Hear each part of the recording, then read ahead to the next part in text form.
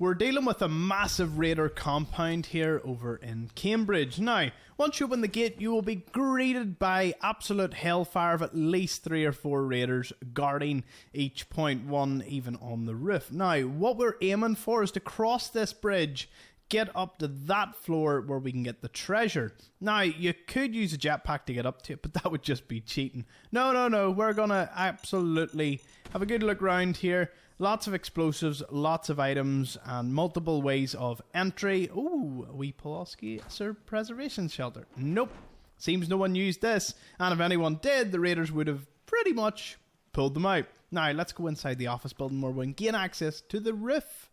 I know I said roof, I did lie. We actually just want to gain access to the next level to get up to the covered bridge. But there is a rear section as well. Also a massive courtyard guarded by many raiders. Now, why would they have set up here? Well, it's very defensible. Very, a lot of it's above the city.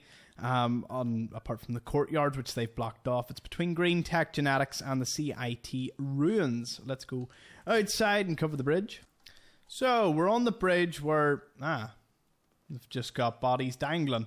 Yep, this is an extreme type of raider. You won't want to cross her path too many times. But once we reach here, we can get access to the trunk full of goodies. Now, we've pretty much exhausted this part of the building. Now, we could go back and go into the courtyard that way. I simply want to walk around, show you the sights, and it saves me about 2 minutes of my life in load times. Because, loading in and out of buildings in Fallout 4, well, you know how it is. So this is the rear courtyard. Again, another massive building that was possibly part of CIT itself, maybe administration or just general office buildings. And the raiders have used the scaffolding and a bit of barricades, all to their advantage. Now, what we could do is climb up the back. I think the raiders were going to start painting, the way they normally like to do that.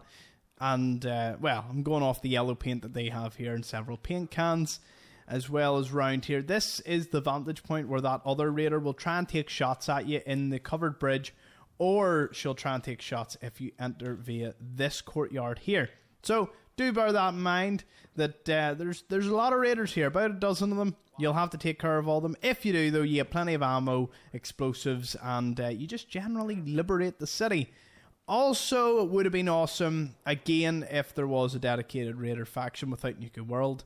A bit like the Crimson Fleet and Starfield they're thinking of introducing, that you can just join them from the get-go. And to be honest, if you just want to be a raider, I think you should have the choice and freedom, especially in Fallout, to just be a raider. Be like one of these ones, where they're all your allies, and you can come maybe defend them from Deathclaws and other dangers in the city. That's the other entrance, by the way. If you go through that, you can immediately go into the covered bridge at the other side. So, that's a bit of handiness.